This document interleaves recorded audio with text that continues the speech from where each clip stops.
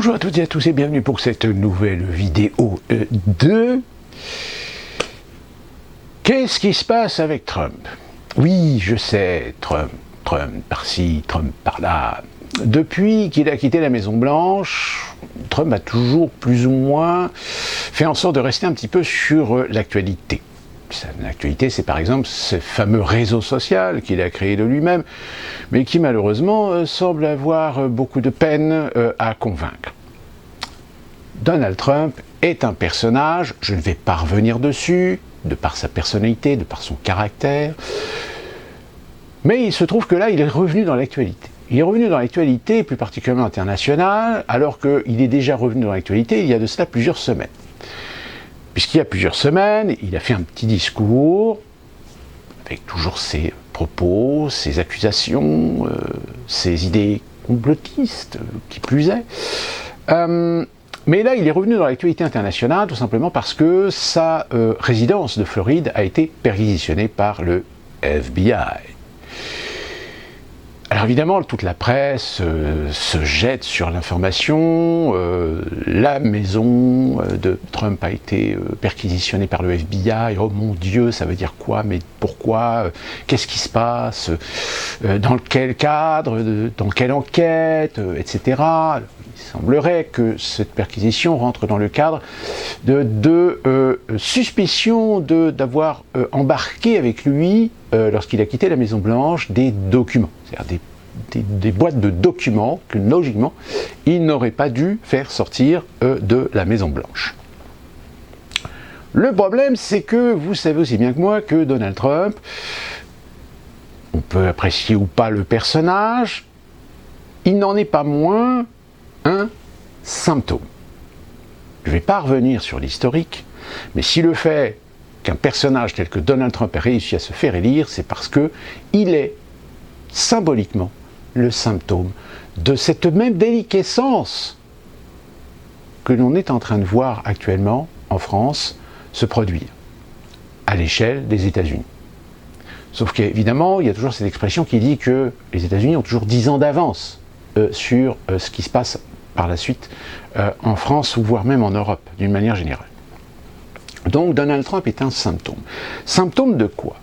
Symptôme du fait que pendant ces 20 dernières années, voire 30 dernières années, voire même peut-être bien avant, un certain nombre d'Américains ont commencé à prendre conscience que finalement, qu'on vote démocrate ou qu'on vote républicain, qu'on vote conservateur ou progressiste, c'est toujours la même classe sociale qui l'a dans le cul.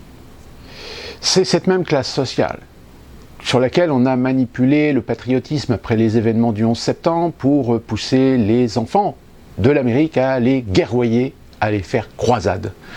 Dans un premier temps en Afghanistan et ensuite en Irak, pour un résultat où aujourd'hui, évidemment, beaucoup d'Américains se disent « est-ce qu'on ne s'est pas foutu de notre gueule ?» Et à partir du moment où les Américains se sont posé la question de se dire « mais est-ce qu'on ne s'est pas foutu de notre gueule ?» Aussi bien les Américains qui ont été touchés directement en ayant perdu des membres de leur famille, des amis, des frères, des sœurs, dans des guerres qui finalement n'ont servi strictement à rien.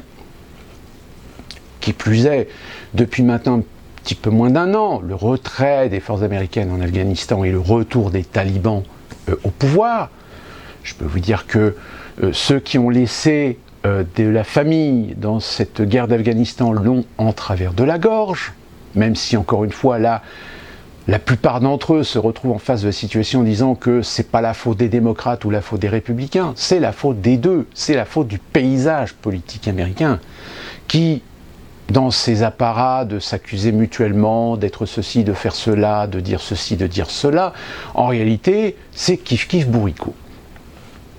Et que l'idée même qui a fait le fonds de commerce de Donald Trump, qui est l'État profond, ce fameux État profond dont on se souvient que Donald Trump avait décidé et avait argumenté dans sa campagne présidentielle que lui élu se battrait contre cet État profond, sauf que malheureusement ça a été l'inverse, c'est l'État profond qui lui a fait comprendre que bon écoute, c'est bien, tu t'es fait élire, tu veux passer les 4 ans tranquille, donc viens pas fourrer ton nez dans nos affaires. Donc Du coup, il y a beaucoup d'Américains, en effet, qui, sans voter avec conviction pour Trump, avaient voté Trump parce que ils en avaient marre. Ils en avaient marre de ces politiciens traditionnels, tout comme en France, on en a eu marre de ces politiciens traditionnels, de la gauche traditionnelle et de la droite traditionnelle, qui aujourd'hui ne représentent plus personne. Sauf qu'aux États-Unis, le carquois est encore plus renfermé, puisqu'il n'y a que deux partis politiques, républicains et démocrates. Alors, dans certains États, il existe d'autres petits partis, mais qui encore peuvent exister à des élections locales. Mais à l'échelle nationale, le terrain est privilégié, le terrain est chasse gardée entre deux partis que sont les démocrates et les républicains.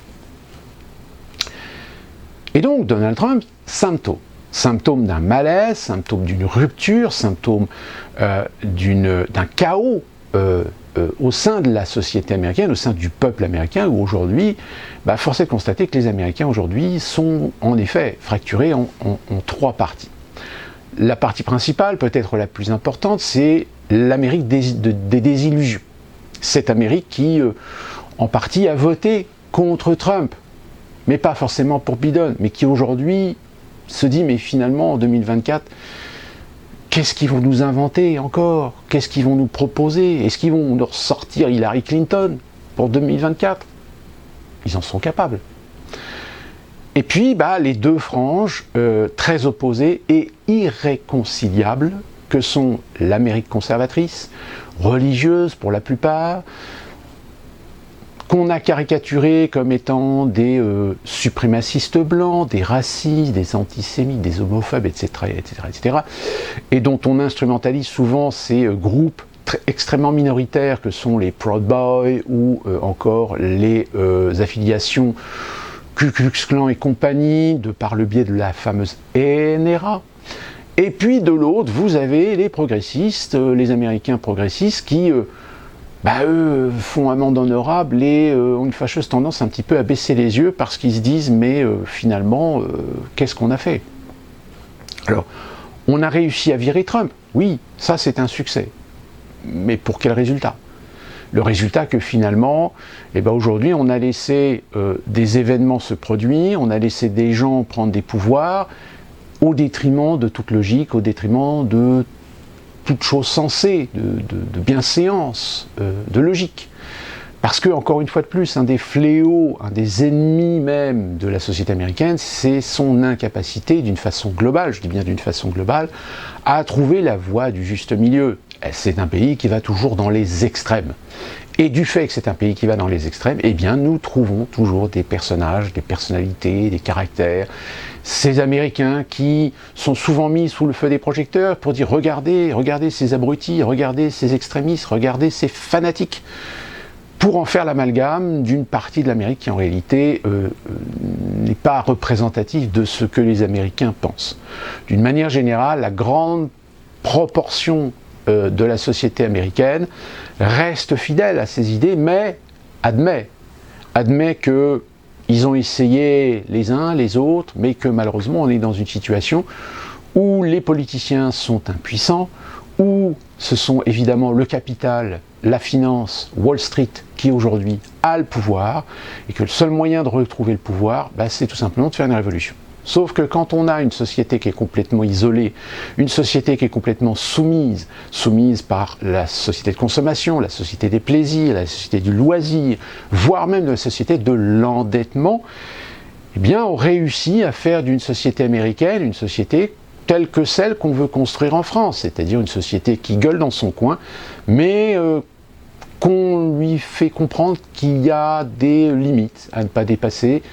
Même si les limites à dépasser permettraient de faire bouger les choses, non, il vous est interdit de dépasser ces limites. Sinon, va s'abattre sur vous la justice, va s'abattre sur vous la loi, et va s'abattre sur vous la fin de votre existence, puisqu'on détruira votre avenir, on détruira votre famille, on détruira même votre fierté et vos libertés.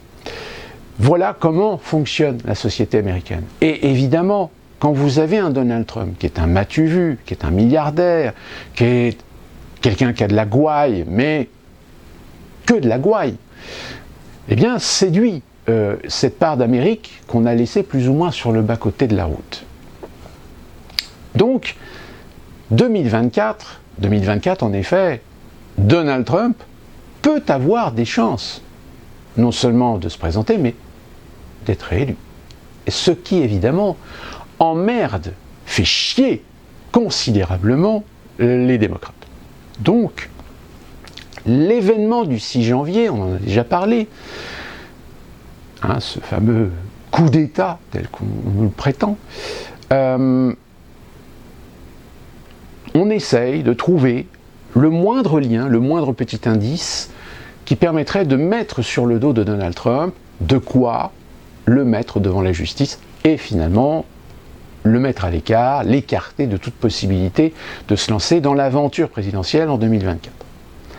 La commission, ou les commissions, parce qu'il y en a eu plusieurs, ont essayé de trouver, par l'intermédiaire des témoignages, par l'intermédiaire de personnes qui sont passées par la suite par la justice, qui ont été condamnées, qui sont aujourd'hui condamnées à des temps de prison, pour essayer de trouver le moindre lien, le moindre indice, le moindre élément qui permettrait de prouver que ce qui s'est passé le 6 janvier 2020, c'est la faute de Donald Trump. Je rappelle rapidement le contexte. Nous sommes le 6 janvier 2020, Donald Trump a perdu l'élection et est organisée une manifestation pro-Trump, dont d'ailleurs le district de Columbia, attention je précise bien, le district de Columbia avait mis en place, en collaboration avec le FBI, une sorte de filtration, filtration à l'accès du district de Columbia pour essayer d'empêcher certains individus fichés, connus, des services de police fédéraux, pour aller dans cette manifestation. Mais ils n'ont pas pu empêcher tout le monde d'y aller. Donc cette manifestation a bien eu lieu. Sauf que, évidemment, la commission a essayé d'écarter le fait qu'il y a des responsabilités derrière qui n'ont pas anticipé l'événement. Ou qui l'ont peut-être anticipé, mais qui n'ont pas pris les bonnes décisions. Et parmi les décisions qui n'ont pas été prises, je rappelle, le Capitole possède son propre département de police, qui est le PDDH, Police Department of Capitol Hill, PDCH, oui, c'est ça, à charge, de par leurs moyens, de se dire, attention, il y a une manifestation pro-Trump. Trump a perdu l'élection. Donc on n'est pas à l'abri qu'il y ait des débordements, qu'il y ait des dérapages, qu'il y ait des gens qui vont vouloir galvaniser les plus fanatiques, à aller peut-être vers des institutions symboliques. Sauf que non, le département de police du Capitole a juste décidé de mettre des barrières autour du Capitole, quelques agents par là pour assurer la sécurité. Ce qui, bien évidemment, est ridicule et totalement insuffisant. Certains, sur les réseaux sociaux, évidemment, ont maintenu mordicus que Donald Trump était au courant, puisque l'administration de Donald Trump il y a eu une demande de la part du département de police du Capitole pour renforcer, et ils n'ont rien fait. Déjà, ça sent bien la personne qui s'y connaît vachement, puisque l'administration Trump n'a strictement rien à voir avec tout ce qui concerne la sécurité à l'intérieur du district de Columbia, c'est le district de Columbia. Donc, le département de police du Capitole aurait dû faire appel au district de Columbia pour renforcer et sanctuariser le Capitole. Qui plus est, au même moment de cette manifestation, avait lieu au Capitole le dépouillement des grands électeurs. Donc c'est pas comme si le Capitole était vide, ou qu'il y avait juste une session. Non, il y avait une session importante en continuité du processus électoral. Et vous le savez, les partisans de Donald Trump sont convaincus que l'élection a été truquée, qu'il y a eu fraude. Ça rajoute de l'huile sur le feu, sur le fait qu'il faut sanctuariser, sécuriser le Capitole. Rien n'a été fait. Et c'est justement ce que les commissions, à un moment donné, ont été soumises à cette évidence. Pourquoi rien n'a été fait? Pourquoi n'a-t-on pas sanctuarisé le Capitole? peut-être parce que justement, on voulait qu'il y ait ce dérapage. Peut-être que justement, les enquêtes qui ont été faites sur les individus pour essayer de les identifier et les présenter devant la justice, un certain nombre d'individus ont été identifiés, mais ont disparu des listes. Simplement parce que peut-être ces individus, vaut mieux ne pas trop s'y intéresser. Peut-être parce que ces individus sont peut-être des infiltrés. Peut-être que ces individus sont en fait des gens qui ont chopé, en observant bien, parce que ce sont des gens professionnels, ce sont des gens physionomistes, quelques individus, quelques groupes d'individus, parmi eux évidemment les fameux Proud Boys, qu'il suffirait de motiver un petit peu, voilà, pour dire « Allons au Capitole, reprenons le Capitole au peuple ». Il n'en fallait pas moins pour pousser des gens à aller vers le Capitole. Alors ce que je vous dis là, évidemment, c'est une version, mais une version qui serait tout à fait logique, puisque même en France, souvenons-nous, les grandes manifestations qui dérangent le pouvoir, qui dérangent la sphère, en règle générale, sont infiltrées par des gens qui sont là pour, à un moment donné, pousser d'autres gens à foutre le bordel. Ces fameux policiers qu'on a vus filmer, qui étaient prêts à s'infiltrer dans la manifestation, mais qui ont été repérés par des vidéastes amateurs. Tout ça pour dire que les fameuses commissions qui essayaient de clarifier la situation, non sans que les médias préservent pour l'opinion cette idée presque maintenant sanctuarisée, sécularisée, presque une doctrine, qu'il s'agit d'un coup d'État. En effet, un coup d'État organisé par des préadolescents, des grands enfants qui agissent par l'émotion et qui n'étaient pas du tout organisés pour aller attaquer ou envahir le Capitole.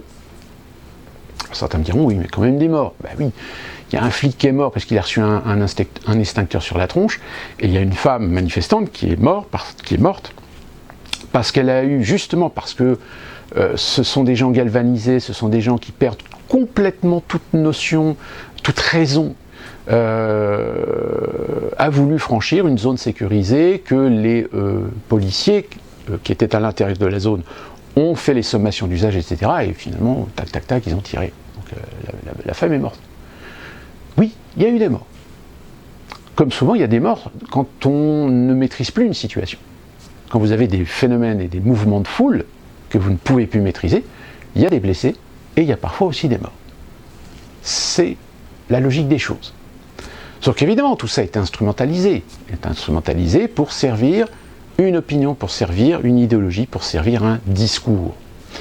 Et donc, pour clôturer cette affaire du 6 janvier, on essaye, de par ces commissions, de trouver des liens avec Donald Trump. Sauf que, il n'y en a pas.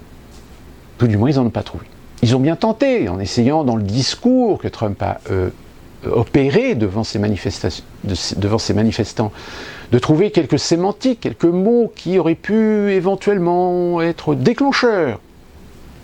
Mais en fait, non. Ils n'ont rien trouvé. Et donc, rageux de ne pas avoir réussi, de par cette voie, à mettre sur le dos de Donald Trump le coup d'État du 6 janvier 2020, du coup d'État. Néanmoins, les médias ont bien fait le boulot, parce qu'il y a quand même des Américains qui sont convaincus que le coup d'État, c'est la faute de Donald Trump. Sauf que ces gens-là, évidemment, quand vous leur dites « démontre-moi comment Donald Trump a fait pour… » Là, il n'y a plus personne. Encore une fois, hein, si vous osez à un moment donné remettre un petit peu de contexte, ou essayer de retirer un petit peu de relativisme sur l'affaire, etc., tout de suite vous êtes accusé de pro-Trump. Comme aujourd'hui en Europe, certains sont accusés de pro-Poutine. C'est les mêmes. Donc, tout d'un coup, il y a quelques semaines de cela, Donald Trump met un petit peu, réapparaît dans les médias, refait du discours, etc. Et là, qu'est-ce qu'on apprend? On apprend que sa maison de Floride est perquisitionnée par le FBI. Sauf que ce que vos médias n'ont pas dit, c'est qu'aucun média aux États-Unis était au courant. Que si tout le monde s'est précipité sur l'information, c'est parce que c'est du fait de Donald Trump lui-même. C'est Donald Trump lui-même qui a alerté par les réseaux sociaux que sa maison était actuellement perquisitionnée. Ça fait maintenant plus de 48 heures. Si on voulait vraiment utiliser ça pour en mettre plein la gueule à Donald Trump, il y aurait déjà longtemps que certains médias auraient dit « Nous avons de sources informées, de sources proches du dossier, que des dossiers ont bien été trouvés dans le coffre-fort de Donald Trump, des documents qu'il n'aurait jamais dû sortir de la Maison-Blanche, donc c'est la preuve qu'il a comme il faut, donc il faut qu'il paye. » Sauf qu'à l'heure où je vous parle, il n'y a pas d'information comme quoi ils ont trouvé quelque chose. Pot de balle. Évidemment, les pro-Trump accusent les démocrates d'être à la source, d'être à l'origine de cette perquisition par des jeux d'influence, etc. Et de l'autre, les démocrates, les progressistes, les Américains, les anti-Trump, croisent les doigts que cette perquisition puisse enfin donner satisfaction de mettre Donald Trump à l'ombre. Sauf que les démocrates sont un petit peu emmerdés. Ils sont emmerdés pourquoi? Premièrement parce que certains journalistes, qui sont encore des journalistes éthiques, ont essayé de savoir d'où provenait la source. Et on s'est rendu compte que exactement ce qui s'est passé à la commission, parce qu'à la commission, en effet, il y a des gens qui ont dit des choses, il y a de témoins de moralité qui ont dit des choses contre Trump. Mais le problème, c'est qu'on ne peut pas lancer une procédure contre Trump uniquement sur des affirmations de gens dont évidemment c'est la parole de ces gens contre celle de Trump. Même si aux États-Unis, quand vous témoignez, il suffit que vous témoigniez sous serment. Vous savez que si vous faites un faux témoignage et que dans le processus d'enquête, on se rend compte que vous avez fait un faux témoignage, ça peut coûter cher, très cher. Vous pouvez faire de la tôle. Ça, là-dessus, je vous l'avais expliqué dans une autre vidéo, le principe du serment, le principe de déclarer sur l'honneur, si vous vous plantez, si vous dites n'importe quoi, ça peut coûter très cher. Alors pourquoi les démocrates sont un petit peu emmerdés? Tout simplement parce que quand ils ont essayé de savoir par qui éventuellement cette perquisition a pu être lancée, etc., on s'est rendu compte que une des juges apparemment qui a donné l'ordre ou de faire la demande de perquisition,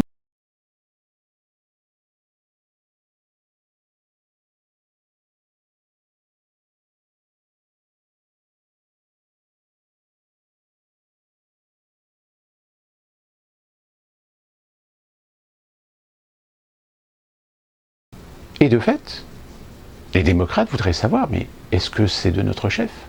Est-ce que c'est nous qui avons lancé le processus? Sur quelle base? Sur quelle source?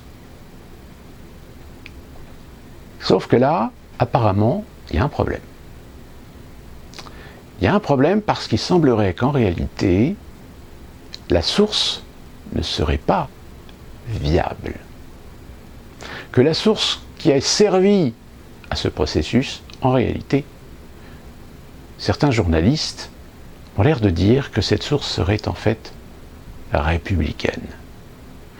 Quand je dis républicaine, c'est conservateur, voire même issu du milieu des pro-Trump.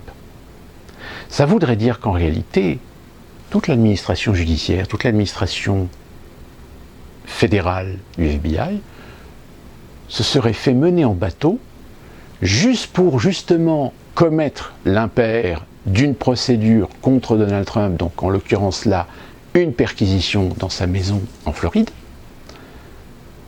pour lui faire de la pub. Et c'est le cas. C'est le cas parce qu'actuellement sur les réseaux sociaux, vous voyez tous les pro-Trump, tous les conservateurs sont en train de remuer la queue dans tous les sens. Tant qu'ils n'auront rien à donner en tant que hausse à ronger en disant « on a trouvé ça ». En effet, Donald Trump a fraudé, a fauté. Et bien pour l'instant, l'information ne sort pas. Peut-être qu'elle va sortir. Peut-être que dans quelques jours, enfin, on aura une déclaration officielle en disant « voilà, nous avons trouvé dans sa maison des documents que Donald Trump a exfiltrés de la Maison-Blanche, qu'il n'aurait jamais dû sortir selon les protocoles établis, et dans ce cas-là, il a commis une faute, donc dans ce cas-là, il doit en répondre devant la justice. » Ça peut toujours arriver. Peut-être qu'au moment où je vous parle, où vous regardez cette vidéo, tout d'un coup, l'information vient de nous tomber dessus. Mais ça ne retire en rien le fait que toute cette foire autour de Donald Trump est bien la démonstration qu'ils ont les jetons, qu'ils ont peur qu'en effet Donald Trump puisse se présenter en 2024. Surtout qu'en plus, actuellement, l'administration Biden n'est pas en odeur de sainteté auprès de la majorité des Américains. Que ce soit à la fois, évidemment, les conservateurs, mais aussi dans le propre camp de Biden. Je vous ai déjà parlé dans les précédentes vidéos que Kamala Harris, qui était destinée à être son remplaçant, ne semble plus être une option pour les ténors démocrates, et que de l'autre côté, les républicains, eux, essayent aujourd'hui de trouver des têtes d'affiche, parce que, très sincèrement, ils n'ont pas envie de voir Donald Trump, eux aussi, revenir sur le devant de la scène. Donc ça voudrait dire que si Donald Trump décide de vouloir revenir pour 2024, c'est soit il torpille les républicains et se représente à la primaire républicaine, ce qui évidemment, chez les républicains, il y aurait encore des républicains qui s'étaient mis pro-Trump en 2016, mais qui ont retourné leur veste et sont devenus des anti-Trump, mais qui, vu la notoriété, et si des sondages mettent Trump à 70-80%, vont retourner encore leur veste en disant « bon, on va lui donner une seconde chance ». C'est tout à fait possible. Vous savez, aux États-Unis, même la chose la plus idiote et la plus stupide, parfois, ça passe comme une lettre à la poste.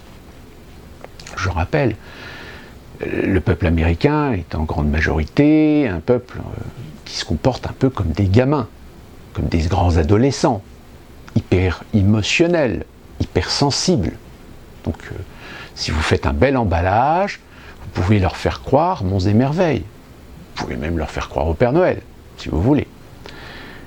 Et donc, du côté des républicains, j'en ai parlé dans une précédente vidéo, il y en a un actuellement qui serait éventuellement, potentiellement un bon challenger, qui est DeSantis, le gouverneur de Floride. Mais côté démocrate, même si on sent bien qu'il y a certaines extrêmes gauches qui aimeraient bien profiter de la situation pour se mettre en avant, les démocrates, ils sont un petit peu dans la merde. Parce qu'actuellement, personne qui ressort. Alors peut-être qu'ils iront rechercher, peut-être Tulsi Gabbard, qui était pendant un moment une candidate tout à fait honorable, potentielle. Mais là encore, le problème, c'est que c'est une jeune femme, même si elle est une vétérante, même si elle a une petite carrière politique, qui n'est pas très connue finalement. Et c'est ça le problème, c'est que vous avez des têtes d'affiche locales, mais à l'échelle nationale aujourd'hui, vous avez beaucoup plus de noms connus chez les républicains que chez les démocrates. Donc ça pose un problème. Et j'ai envie de dire, moi qui ne suis pas un expert en politique, pourtant, je le dis souvent, c'est maintenant. C'est maintenant qu'il faut commencer à travailler pour essayer de commencer à présenter des têtes de file, des têtes d'affiche, pour commencer par des sondages d'opinion, voir lequel attire la sympathie, attire l'opinion, etc. Mais non. C'est pour ça que je vous dis que les démocrates, on est tellement dans une société où politiquement il y a une telle déliquescence, il y a une proportion énorme d'Américains qui se sont détournés littéralement de la politique, des deux côtés, que les démocrates seraient tout à fait capables de nous représenter Hillary Clinton. Excusez-moi, mais ils ont bien été chercher Joe Biden, ex-vice-président d'Obama.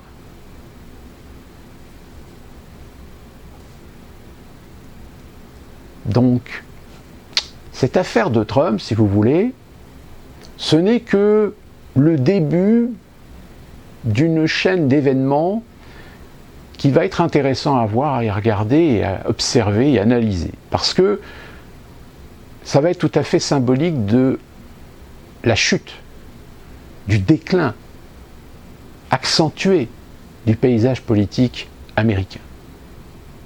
Prenez, quand vous voyez que même des progressistes aujourd'hui commencent à être un petit peu critiques vis-à-vis de Pelosi, puisque je rappelle que Pelosi, qui nous a fait un petit tour en Asie, eh bien on vient d'apprendre que parmi sa délégation, elle a embarqué avec elle son fils pour aller faire un petit peu de business. Ceci dit, c'est une pratique, hein. Même en France, quand vous avez des présidents des fois qui se déplacent avec des délégations dans certains pays étrangers, ils embarquent avec eux des industriels, des PDG, des gens de la finance, voire même des intellectuels, voire même des artistes parfois, parce que on est là aussi pour faire du business, on n'est pas là juste pour se serrer les paluches. Sauf qu'évidemment, pour les Américains, encore, voilà, ça y est, on place la famille. On n'a rien sur le fait que Pelosi puisse embarquer avec elle des acteurs de l'économie américaine. Mais son fils, genre vas-y, je place mon fils dans des... C'est-à-dire que là, ça accentue encore plus l'idée élitiste aux États-Unis, alors que pourtant, le concept élitiste aux États-Unis est strictement, totalement différent dans sa perception que ce que l'on a en Europe. En Europe, généralement, l'élitisme est toujours voué à la condition sociale, à l'issue sociale, à l'origine sociale, à l'appartenance même de certaines communautés, de certains rangs de la société, de la bourgeoisie, les sangs bleus, etc. Alors qu'aux États-Unis, ça n'existe pas. Aux États-Unis, vous pouvez très bien avoir des politiciens qui ont fait des grandes écoles comme Yale, Harvard, etc., comme vous avez des politiciens qui ont des petites carrières, généralement de métiers en effet notables, d'avocats, médecins, etc., mais qui n'ont souvent des origines très modestes. C'est le cas de Kamala Harris, c'est le cas de AOC, Horacio Cortés, même si de l'autre côté, on a très souvent vu arriver à la tête de pouvoir de certaines institutions, voire même de la Maison-Blanche, des familles, en effet, de ce qu'on pourrait qualifier de la grande bourgeoisie, quoique c'est un peu faux pour ce qui concerne les États-Unis, mais au moins des gens qui viennent de familles qui ont déjà une bonne prestance, une bonne installation sociale, voire notable politique. Les Kennedy, par exemple, sont une dynastie issue d'une famille non négligeable. Donc, je pense qu'il va falloir un petit peu observer tout ça, parce que ça va être, je pense, intéressant, puisque je rappelle, au mois de novembre, on a quand même le midterm, même si le midterm pour l'instant est très mal barré pour les démocrates, qu'il y a peut-être des chances que certains sièges du Sénat basculent chez les républicains et fassent perdre la majorité des progressistes ou des démocrates au Sénat. Je rappelle, la Chambre des représentants, ils ont la majorité dont la présidente est Pelosi, qui est la troisième tête de remplacement au cas où le président et le vice-président venaient à disparaître. Et au niveau du Sénat, la présidence du Sénat, c'est par défaut la vice ou vice-président qui est nommé à ce poste. Et ce qui fait que le Sénat aujourd'hui est considéré comme étant entre les mains des démocrates, puisque c'est Kamala Harris qui fait la bascule de la majorité. Or, si dans le Sénat vous avez 2, 3 ou 4 sièges qui finissent par basculer chez les républicains, du fait que par le midterm va remettre, je crois, un quart ou un tiers des sièges du Sénat en jeu. Donc force est de constater que les enjeux sont assez importants. Pour terminer, je vais revenir rapidement sur 2-3 événements. On a vu ce drame à cause des rodéos, et ça réveille évidemment, encore une fois de plus, nos gouvernants, nos responsables politiques, qui encore une fois nous font du débat qui n'en est pas, parce qu'on sait que de toute façon personne ne prendra la responsabilité, que ce soit sur le plan législatif ou sur le plan même structurel, de par les préfets et les policiers, parce qu'on a entendu parler que on imagine faire comme en Grande-Bretagne, c'est-à-dire finalement faire du pouce-pouce sur les récalcitrants. Mais là encore, le problème, c'est qu'il faut cadrer légalement cette action, il faut qu'il y ait une autorisation, il faut qu'il y ait une habilitation. Or, personne ne prendra la responsabilité d'autoriser des policiers de bousculer une moto en situation de refus d'obtempérer. Surtout le refus d'obtempérer avec le coup de la jeune femme qui s'est fait tuer est toujours un petit peu d'actualité. Surtout, je pense aussi à cette réalisatrice au Festival de Cannes, je ne sais pas si vous vous souvenez, qui avait présenté son film sur les rodéos urbains comme étant un phénomène culturel. Oui, les parents des victimes récentes sont très heureux de comprendre qu'il y a quand même des gens dans l'intellectualité, dans le milieu intellectuel et artistique qui considèrent que le rodéo c'est de l'art, c'est de l'expression, c'est un mode culturel. Mais bon, ceci dit, je pense que rien ne sera fait, parce que de toute façon, même quand vous entendez des gens qui disent oui, mais il faut punir, il faut mettre des amendes, il faut punir les parents si c'est des mineurs, etc. Mais de toute façon, les jeunes qui font ces conneries-là sont issus de familles qui n'ont pas le sou. Enfin, quand je dis qu'ils n'ont pas le sou, légalement. On entend bien. Et que même si vous les condamnez, si vous leur mettez une amende de 1000, 2000 ou 3000 ou 5000 euros, ça rejoint ce que je vous disais par rapport, vous savez, à ce fameux décret de Poissy qui prend une caution de 1000 euros pour les mariages. En règle générale, il y a toujours le cousin, du copain, du l'oncle, du machin qui est dans les milieux du deal de drogue et qui va filer en espèces 2000 ou 3000 ou 5000 euros à la famille pour les aider. Donc ça ne résoudra pas le problème. Punir les récalcitrants, punir les multirécidivistes, les punir de la prison. Oui, mais les prisons sont pleines.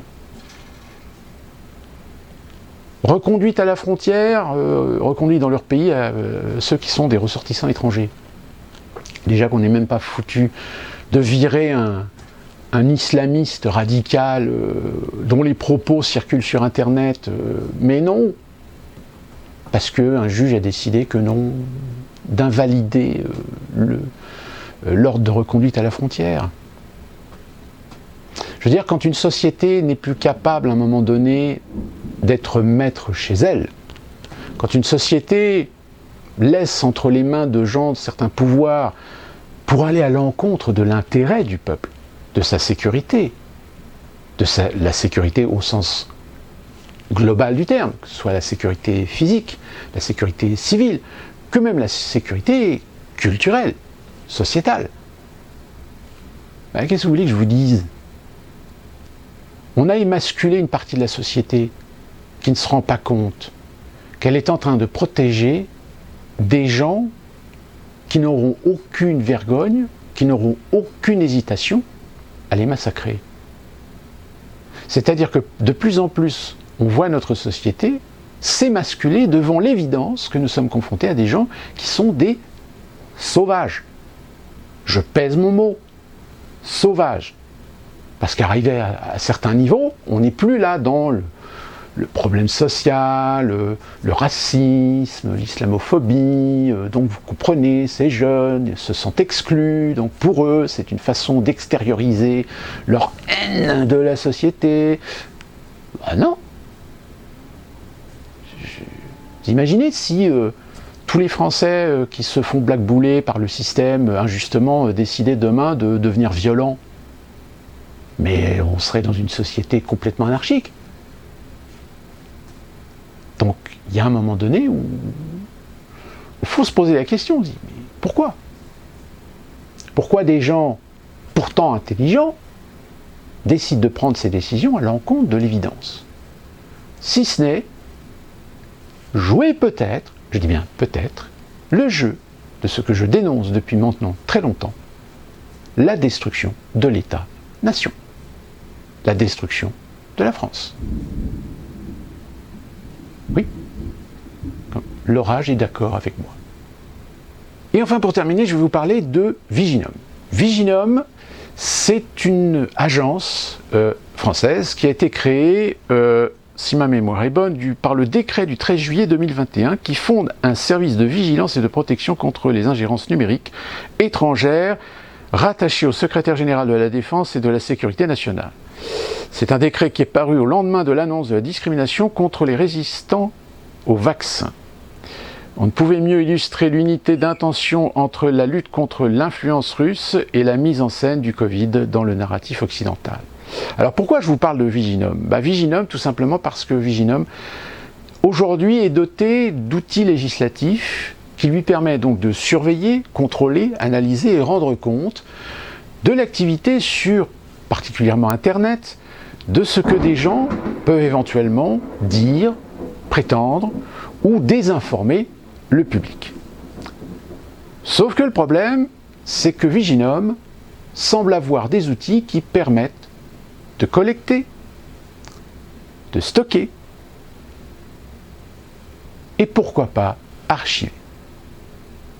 C'est-à-dire que la France aujourd'hui est équipée d'une agence qui a la capacité, alors même si elle est censée être cadrée évidemment par une réglementation dans le cadre de missions bien précises, mais vous savez aussi bien que moi, que comme quand vous allez sur un site et que vous donnez des données personnelles et que vous signez votre engagement, je sous-signe avoir lu les conditions générales d'utilisation, etc., sauf que vous ne les lisez jamais, et que si vous les lisez, vous vous rendez compte qu'en effet, le site vous procure une sécurité de vos données personnelles, mais n'est pas tenu responsable éventuellement sur les potentielles éventuelles fuites, piratages qui pourraient éventuellement permettre à des gens d'obtenir vos informations personnelles et les utiliser à d'autres fins.